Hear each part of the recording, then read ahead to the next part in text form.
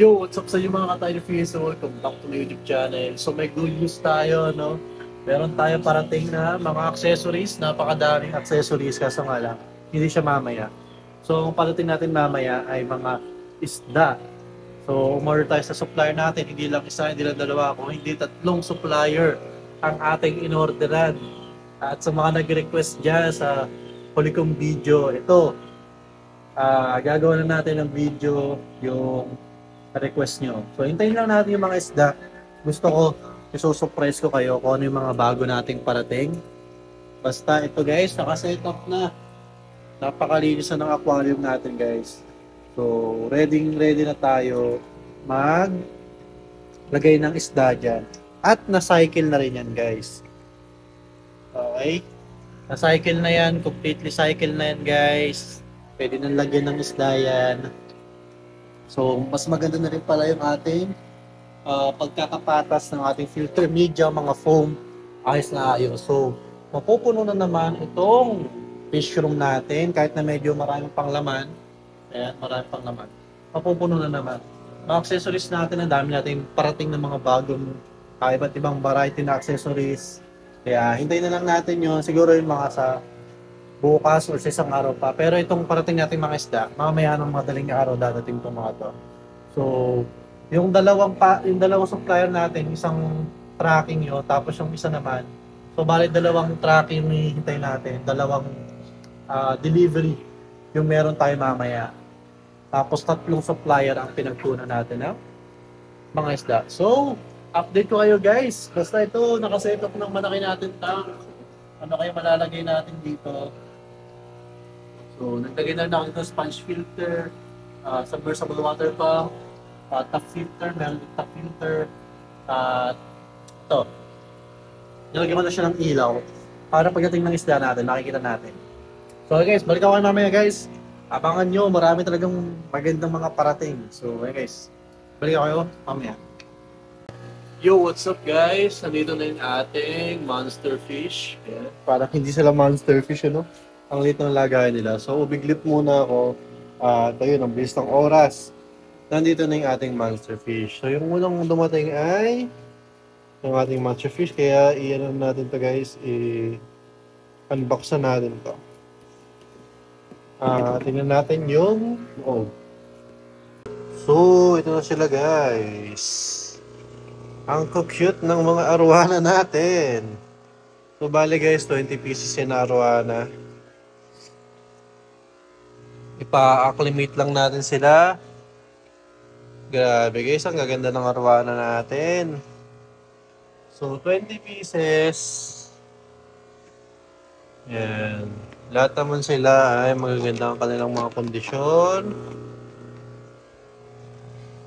Ay, goods na goods. Meron na naman tayong mga palakihin.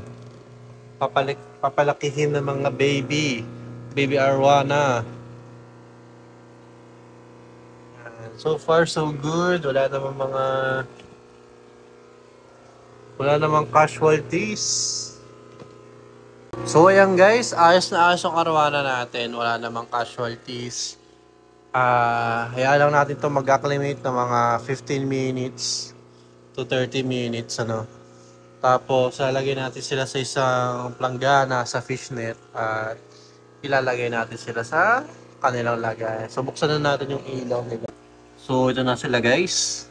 Ayan. Ito may damage siya sa may buntot. Yan sa may taas. Okay. Yung iba naman ay ayos yung iba. Sadyang yung isa lang ay merong damage. So ayan. Pero okay naman. Mukhang okay naman siya. So lagyan na natin to sa ating aquarium.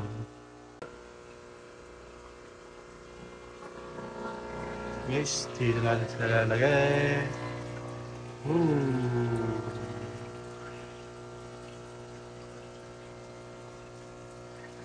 So, dito muna sila sa main net.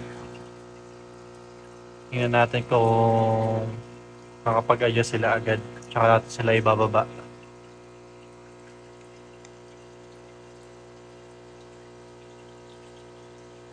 So, ayan sila guys. Kung mapapansin nyo, sobrang laki ng tank para sa kanila. Saka marami rin sila. Sana huwag silang magsitalunan.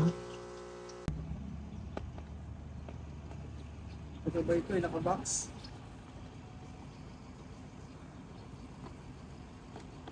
Yo, what's up sa inyo guys? At ayan, nakauwi na tayo. Grabe, ako nagdala niyan. Pinakita niyo sa motor ko. Pero okay naman guys, kaya-kaya naman. So ngayon, lagyan na natin muna sila sa kanila kanyang mga lagayan para makapagsimula na tayo. No? Dahil mayroon din tayo pupuntahan guys, di-deliver tayo. I mean, ihatid pala natin si Tito. Tapos ito nga pala guys, dito lang ako nakaupo. Magdamag halos. Pinapanood yung mga arwana na so far so good, walang casualties, maganda kanilang langoy, at malakas yung kanilang appetite. So napakain ko sila ng 2 beses. So ano ang pinapakain natin sa kanila? Itong ating pinapakain. Ang pellets na pang arwana. So okay guys, buksan na natin itong mga plastic.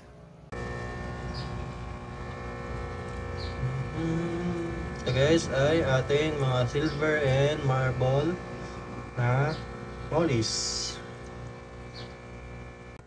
So ito naman guys ang ating tangerine, cheetah 24K, tsaka yellow na mollies. Dami. So ito naman guys ang ating glow tetra, assorted colors. Maganda. Sobrang vibrant ng kanilang kulay. So ito naman guys ang ating long fin na danyos. Dito natin sila dito.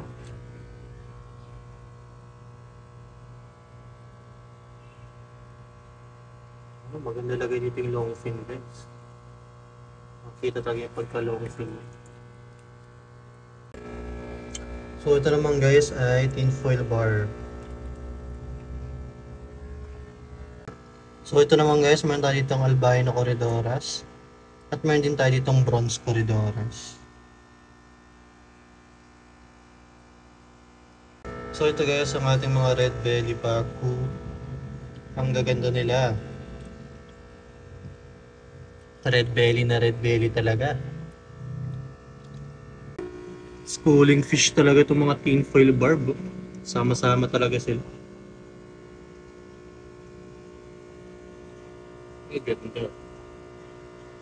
So ito naman guys ay ang ating janitor fish. Madami-dami rin sila. Ito naman guys ang ating red swordtail. Solid. Ganda ng kulay. Ito naman guys ang ating Showa swordtail. Goods na goods ang kanyang kulay.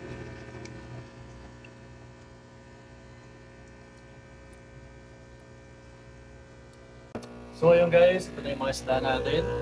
So nag-a-adjust na sila. So nagagandahan talaga ako guys ito sa ating tinfoil barb. Talagang sama-sama sila. Tapos yung ating paku, yung red belly paku natin, hindi pa sila ganun ka-adjust compare dito sa tinfoil barb. Dahil ang paku guys, halos kapareha sila ng tinfoil barb na sama-sama katulad nyo guys. Nagugustuhan ko yung tinfoil barb.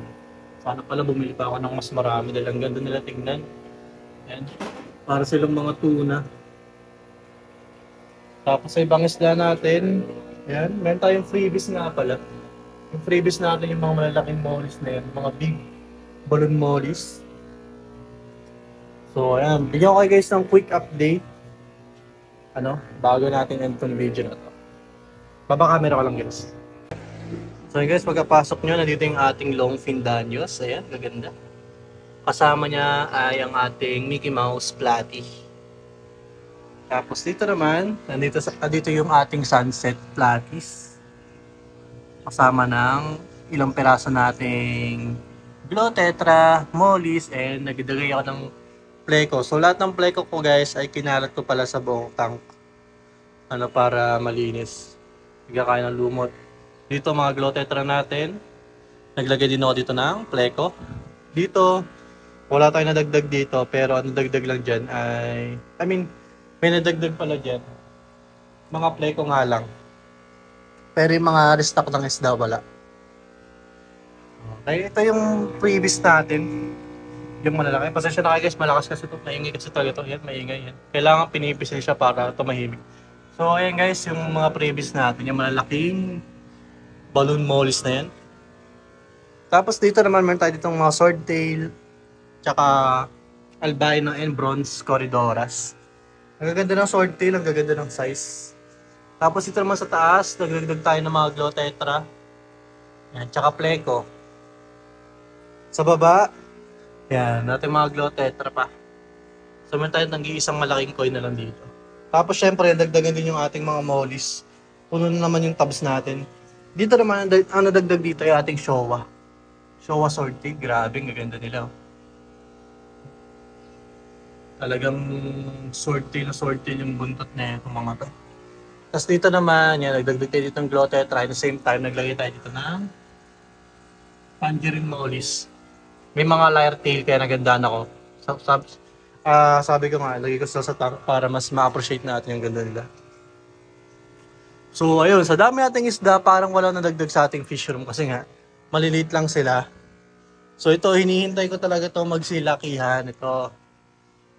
So yan guys, mapapansin nyo, ganda talaga ng tinfoil bar kasama sa ano.